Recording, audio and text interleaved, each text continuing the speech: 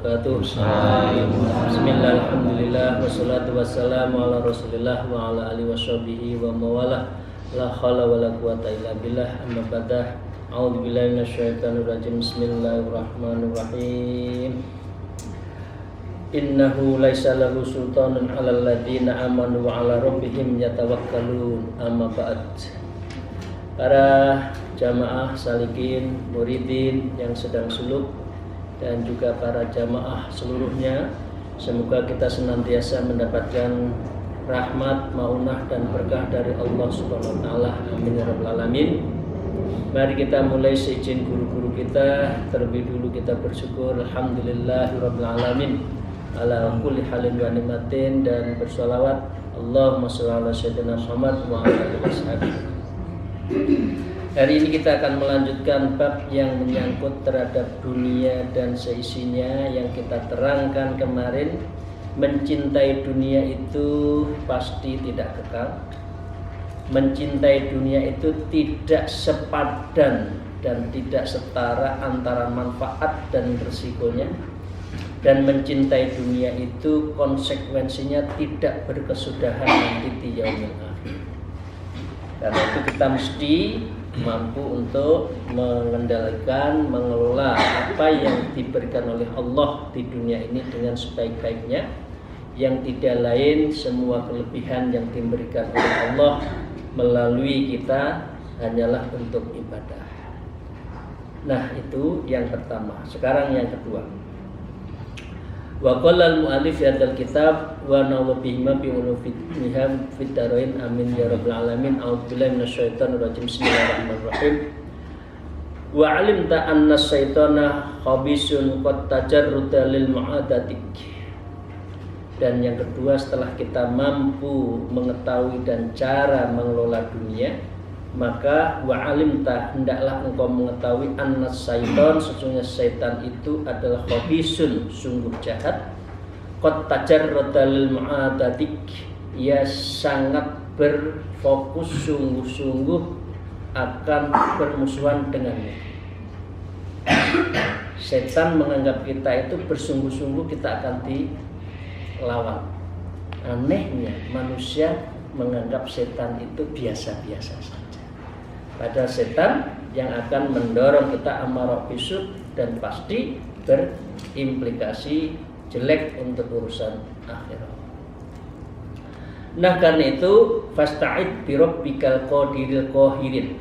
Hendaklah engkau harus ta'awud, memohon pertolongan bi rabbil qadir, dengan perlindungan Allah yang al-qadir. Kita harus mohon perlindungan Al-Qahar yang maha kuat, dan itu menjadi tempat kita. Minal hadal qalbil la'in, zat yang maha kuasa dan maha pemaksa. Nah, dari mana kita ini mohon pertolongan itu? Ini Imam Ghazali menyebutkan min hadal qalbil la'in, dari setan anjing terlaknat itu. Jadi kita harus keras dengan setan. Jangan bersendagurau, apalagi bercengkrama, apalagi berkolaborasi dengan setan. Ini ya Bapak sekalian. Imam Ghazali keras ini, min hadal qalbil la'in, dari setan anjing yang terlaknat itu. Caranya apa untuk kita membentengi dari setan itu? Wala taghful an makayiti wa masyayitihi, dan engkau jangan sampai lali berbagai dari masyayitihi, seluruh perangkap setan. Setan bisa di makanan, setan bisa lewat mata, setan bisa lewat lawan jenis, setan bisa lewat kekuasaan dan harta, dan lain sebagainya. Karena itu kita harus berjaga-jaga, jangan sampai kita terperangkap oleh setan dan muslihatnya. Nah, fatatrudahu bi dzikrillah subhanahu wa ta'ala, niscaya engkau bisa mengusir saat itu dengan apa? Bi dzikrillah subhanahu wa ta'ala, hanya memperbanyak zikirlah kita akan memiliki tameng untuk mengusir dari godaan setan itu. Ya ayyuhalladzina amanu dzkurullaha dzikron katsiran fasabbihu bukratan wa asila. Wahai orang yang beriman dan bertakwa, sebutlah nama Allah sebanyak-banyaknya. Itu ismullah. Dzkurullah, zikirlah kepada Allah. Caranya apa? Menyebut nama Allah dzikron katsiran, dengan menyebut sebanyak-banyaknya. Fasabbihu bukratan wa asila, pagi siang malam jangan lepas untuk tidak berzikir. Di dalam ilmu kita, ilmu thariqah disebut dengan dzikrul bil qalbi darul anjuman, yaitu zikir sendiri di tengah keramaian, ya, tapi sesungguhnya kita itu khalwat sendiri dalam keramaian. Ya, fatatradu bi dzikrillah subhanahu wa ta'ala. Nah, wala ta'ba'anna bidzalik, dan engkau jangan merasa terbebani dengan itu. Kalau kita sudah biasa keluar masuk nafas kita Allah Allah Allah, itu otomatis automatically. Tapi kalau tidak pernah, gimana mau menyebut nama Allah? Gimana mau husnul khotimah kalau mulutnya, lidahnya tidak pernah menyebut dan membiasakan nama Allah, la ilaha illallah, padahal mangkana akhir kalimu la ilaha illallah dakhala jannah. Jadi semua itu Allah karena biasa. Kalau kita membiasakan zikir Allah Allah Allah bil qalbi sir, masa zikir sambil jalan Allah Allah Allah, nanti tidak cakep kan? Tapi kalau bil qalbi orang nggak tahu sesungguhnya kita itu insya Allah sedang berzikir.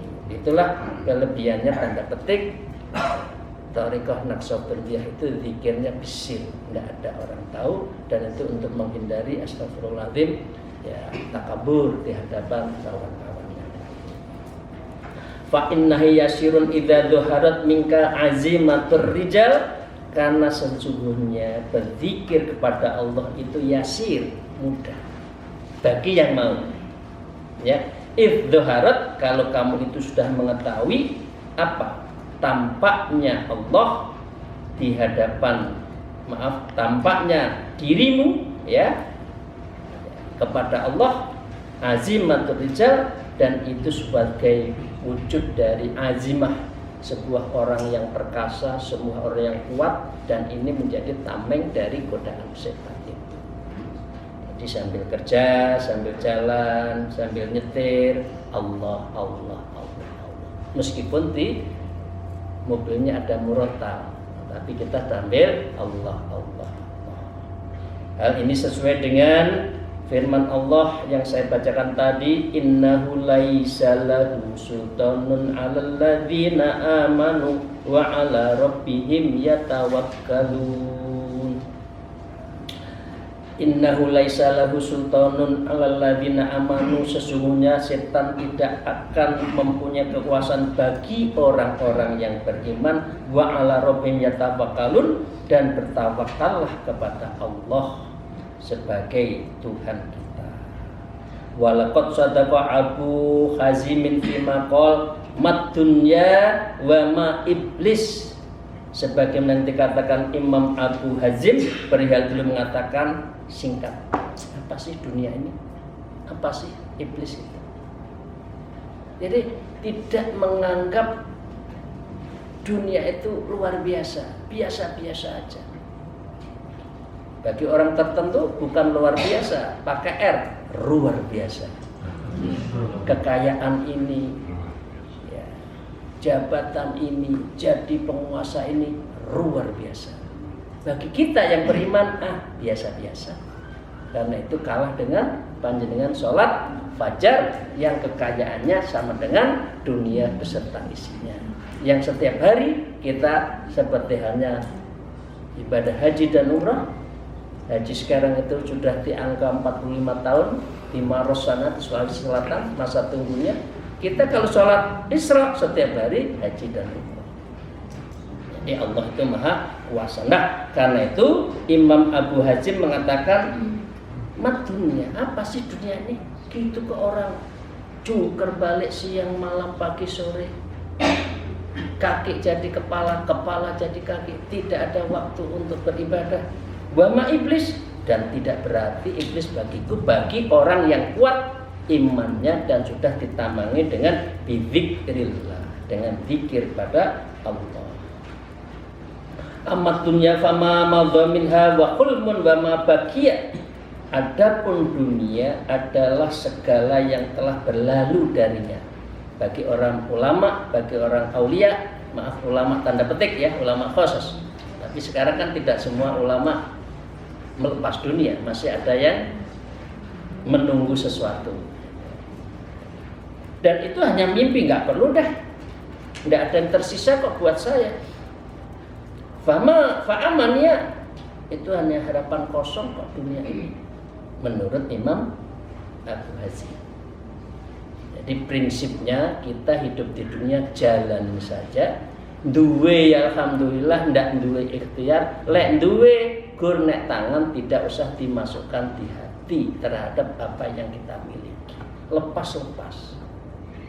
Manusia tidak akan mati kelaparan, Allah pasti ngasih makan. Seperti kemarin diceritakan bagaimana sebuah burung yang di situ ada tanduknya dan dia hanya bisa makan kalau ada ikan hiu sedang berjemur, kepalanya dimengangakan, baru dia bisa masuk makan di sela-selanya giginya ikan hiu. Nah kira-kira gigi hiu sela-selanya itu kalau dimakan orang 10 sudah kenyang. Nah, jadi nggak ada sesuatu yang tidak diberikan oleh Allah rezeki. Wa ammas saitunu fa wallahu laqad uti'a fa man nafa'a wa laqad usya fa madzarra. Adapun setan maka demi Allah sudah aku telah pernah mematuhi. Memang manusia itu pernah tergoda setan. Mana yang tidak tergoda? Kita juga pernah kan punya dosa kan? Tapi dengan demikian mengikuti setan, lakot utiba faman nafa, tidak ada manfaatnya. Suruh seneng-seneng malah susah, suruh minum minuman keras tambah penyakit. Itu setan, digoda, halusinasi, seakan-akan air, tapi sesungguhnya itu adalah pantulan panas yang menganga itu kemudian seperti air, halusinasi fata morgana. Itulah secara setan menggodanya itu urusan dunia itu seperti fata morgana. Walaqad musya famadhar, dan saya pernah melawan setan, nggak apa-apa itu, kata si Imam Hazim. Jadi diikuti pasti tidak ada manfaatnya, dilawan dia juga kalah kok. A'udzubillahi minasyaitonirrajim, dia sudah terbakar kok. Nah, itu yang seringkali kita lupa untuk mohon pertolongan dari Allah. Wa alimtu jahalata hadin nafs, dan engkau sekarang pindah nafas. Jadi setan sekarang nafsu. Wa alimtu jahalata hadin nafs wajihaha ila ma yadurha wa yuhlikuha, dan engkau telah mengetahui akan kebodohan nafsu, wajimahiha, dan seluruh kenekatannya dia untuk menggoda kita, illa ma yadurha, dan nafsu itu telah membahayakan, ya, wa yuhlikuha, dan akan menghancurkan kita. Jadi kalau sudah seperti itu ya kita harus mampu mengendalikan nafsu. Fadharat ilahi rahmatan laha, maka pikirlah olehmu kepada terhadap nafsu itu, terhadap belas kasih kepadanya. Nadhara ukala wal ulama, dan pemikiran orang yang berakal dan para ulama, alladzi yang turuna fil awaqib, karena beliau senantiasa berpikir dengan berbagai akibat. Orang yang panjang akalnya pasti akan berpikir untuk mengikuti nafsu, karena nafsu amarah bisu, apalagi kalau dzikr latifahnya tidak kuat. Yang 5.000 itu yang membersihkan hati kita biasanya kalah dengan nafsu. Nah karena itu, nah ini penting untuk kita ketahui, wala nadzal juhali wasibyan, bukan menghadapi nafsu itu la nadzal juhali wasibyan, bukan seperti kita anak bodoh yang anak kecil. Apa anak kecil itu melihat nafsu? alladzina yanzuruna fil halin wala yaqnatu li ghayatil adza wa yanfirun. Mereka itu selalu berpikir perihal keadaan saat ini saja. Kalau anak kecil, anak awas itu ada api, dia nggak peduli api, pegang saja. Baru sakit baru tidak ada akal. Orang kalau kesengsem pakai akal, pakai nafsu, astagfirullahaladzim, titik-titik rasa coklat, titik-titik kucing rasa coklat, sudah hilang akalnya terhadap sesuatu yang dia hadapi. Wala yaqnatu li ghaliyatil adza wa yakthirun, dan mereka tidak cerdas untuk mengatasi malapetaka yang ada, gangguan adza yang ada sekarang ini ya. Dia nggak peduli. Yang penting dia senang saja. Kasih permennya setan itu sudah gembira ria, padahal itu menghancurkan. Min maro'atid dawain, dan mereka kabur dari pahitnya obat. Coba anak-anak kecil kalau dikasih obat itu nangis nggak? Karena pahit? Nggak mau. Kita yang tua karena tahu obat, bismillah, walaupun pahit kita minum. Anak dulu nggak mau sampai, ya mungkin ibu-ibu yang masih saya masih ngalami Pak Heri ya, masih dicekokin dulu ya, dari apa, dijamu, peres, kita dicangar, tapi dia lari karena tidak tahu itu obat. Nah, itu anak kecil. Zikir itu memang capek, sholat malam capek. Enaknya tidur, kita mestinya ngorok tapi harus bangun enak. Yang enak apa? Bagi mereka, bangun ke kamar kecil, pipis, masuk lagi kamar tidur, AC-nya ditambah dari 20 ke 16 gleser. Karena dia tidak mau bahwa sholat malam itu obat. Karena Allah mengatakan, aina sa'ilun, mana orang yang minta kepada saya itu di malam hari. Aina mustaghfirun, siapa yang mau minta maaf kepada saya malam hari. Kita yang lain tidur, karena dia tidak tahu malam itu obat. Itu ya Bapak sekalian ya. Ini kalau kita masih seperti itu, tidur itu seperti melihatnya anak nafsu, anak kecil terhadap nafsu. Maka dengan fa'al jimannaha bil jami taqwa, maka kendalikan nafsu itu dengan tali kekang yang namanya takwa. Takwa cirinya 4, T tawadhu, Q qanaah, W warok, tambah amjah di warok, gitu kan? Takwa itu kan, kalau tulisan Arab kan ada alifnya, itu abid ahli ibadah. Itu cirinya orang takwa. Kalau tidak punya 4 ciri berarti belum takwa. Takwanya itu baju takwa, masih baju luar saja ya, tapi tidak berani saya ngomong takwa yang lainnya. Takwa bi antamna'aha ammalatan la tahtaju ilai bil haqiqah, dengan cara engkau mengalih nafsu itu, maka dengan demikian engkau baru tahu tentang sebenarnya itu.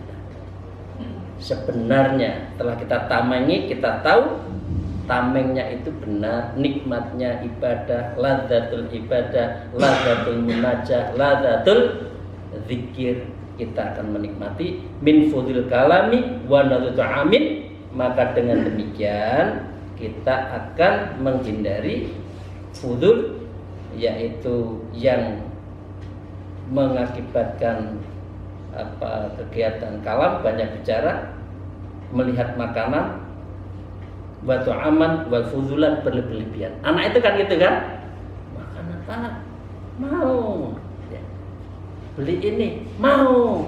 Coba kalau anak kecil, saya ngalami sendiri, punya anak kecil kan, waktu ngomong di salah satu restoran, semua diminta ini, padahal nanti nggak dimakan. Nah, itu adalah cara berpikir anak kecil terhadap nafsu. Nah, dengan demikian batalabusin bi khoslatin fasidatin, dan nafsu berselubung dengan perilaku yang merusak, min tuli amalin aw ajalatin aw hajan muslimin, seperti yang kemarin ada 4, tergesa-gesa, ada dengki, ada hasad, ada panjang aman-aman, dan dia hasad sesama muslim, au takabburu fi ghairi maudhihi, dan dia sombong kepada yang bukan tempatnya, au aklin bimaksin syahwatin wa sarhin, dan dia selalu mengedepankan syahwat, rakus di dalam hal makan, dan dia itu semata-mata hidupnya untuk itu. Berarti itu cara anak kecil dalam melihat nafsu. Wa tu'tiyaha ma laysa laha min hubbudan, dan engkau memberi kepada nafsu itu sesuatu diperlukan dan nafsu itu saja. Jadi maunya itu ya tergoda oleh nafsu. Begitu tergoda sulit. Bapak Ibu sekalian, setan itu seperti kukunya harimau. Begitu dia mencekram, kita goyang, dia melawan. Kita robek, ya kan? Jadi dengan demikian, kalau sudah mencekram sulit kembali, tapi bisa dilawan. Nah, itu caranya. Caranya dengan zikir tadi. Wala takhafu min dirarin, dan engkau menguatarkan bahaya darinya, sebab tidak ada kemudaratan terhadap yang berlebihan itu. Urusan nafsu kalau makan berlebih-lebihan. Nah, dari itu Bapak sekalian, wa qad sama Allah Ta'ala al-amru ala ibadi bi rahmatih, dan sungguh Allah telah meluaskan beberapa rahmatnya kepada hambanya yang dikasihani, wa a'nahum in an jami'i ma yadhurhum fi amri dinihim, dan dialah Allah yang mencukupi semua yang membahayakan bagi kita. Dan ini kita sudah selesaikan dengan apa? Dengan amri dinihim, dengan semua urusan agama kita. Wa aghnahum wa ayyu hajatin idza dalik, maka kebutuhan macam mana yang akan kita butuhkan lagi kalau kita sudah dekat dengan Allah, maka dengan demikian semua urusan itu akan selesai. Bapak sekalian, fa innal amra kama qala ba'dus sholihin, sesungguhnya urusan yang saya sebutkan tadi, yaitu tentang nafsu, sebagaimana yang dikatakan oleh para sholihin, inna taqwa ahwanu syai'in, sesungguhnya takwa itu sesuatu yang paling gampang, idza robani syai'un tarkutuhu, apabila aku meragukan sesuatu maka aku meninggalkan. Itu cirinya orang takwa. Kalau ragu-ragu, tinggalkan. Tanyakan hati kecilmu, tanyakan latifatul akhfanya, hati nurani kita yang di tengah itu, ya. Fa inna nafsa tastakinu wa ta'awwadu ma'awwattaha, karena sesungguhnya nafsu akan diam dan terbiasa dengan apa yang aku biasakan kepadanya. Jadi karena tadi nafsu itu kan katiflun, seperti anak kecil. Kalau dia dimanja terus, ya selamanya manja. Anak kecil, ibu-ibu khususnya, kalau mau nyapeh itu kan harus tega. Kalau ndak tega, ya enggak, masih netek terus. Saya pernah masih punya kelas 5 SD dulu itu, anak tunggal soalnya. Dia masih netek kelas 5 SD. Pulang sekolah nyari ibunya, tidur netek.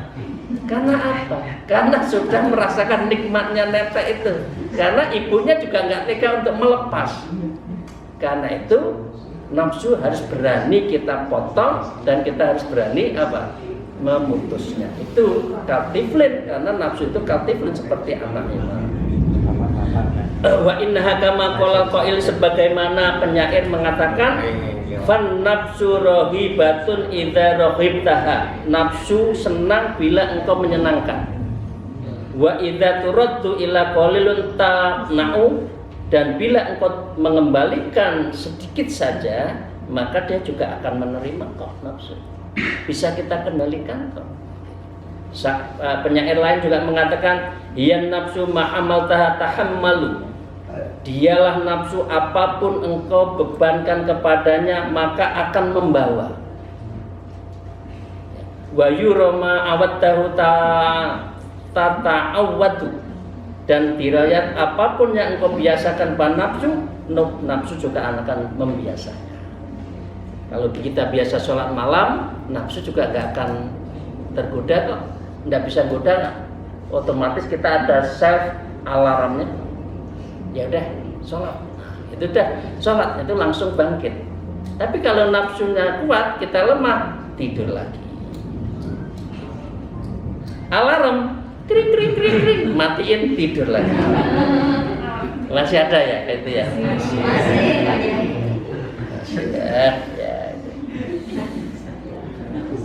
Alarmnya 4 dong kalau gitu, kanan, kiri, depan gitu. Semua dimatiin, tik tik tik tik, tik tidur lagi. Nah, satu lagi syair.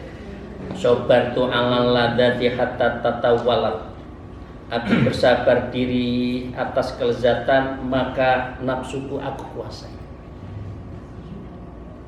Jadi jangan enak-enak terus. Wa azamtu nafsi sabartaha wastamarrat. Dan aku memaksa nafsuku bersabar terhadap kelezatan, lalu nafsu pun ikut bersabar. Penyair lain mengatakan, sabarta 'alal ladzati hatta tawallat. Aku bersabar maka akan juga ingin sabar. Wa man nafsa illa haitsu yaj'aluhal fata. Tidak berarti nafsu itu melainkan kesesuaian dengan seorang pemuda tadi ya yang memposisikan. Fa idza ilmat tafat wa illa tasallat. Karena jika nafsu diberi makan maka dia akan merengek, wa illa tasallat, dan jika tidak niscaya dia akan tercabut, terlemahkan. Jadi ibu bapak sekalian, saya pikir itu saja yang kita kaji pada sore hari ini. Intinya terhadap nafsu jawabannya satu, fa idza alimta alladzi wasafna kunta minal zahidin fid dunya ar-rahibina fil akhirah.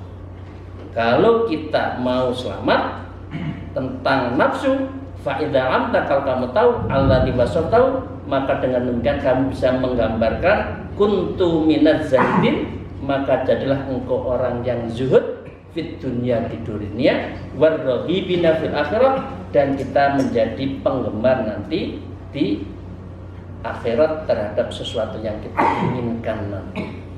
Jadi urusan dunia kita zuhud saja, apa yang dikasih oleh Allah maka dengan demikian kita terima dengan baik. Saya ulang lagi, tasawuf zuhud bukan berarti astagfirullahaladzim miskin. Zuhud bukan berarti bajunya compang-camping. Zuhud itu ada di hati, bukan di kulit. Itu saja, terima kasih Bapak sekalian. Akhirul kalam, al-afu minkum, wallahul muwaffiq ila aqwamit thariq. Wassalamualaikum warahmatullahi wabarakatuh.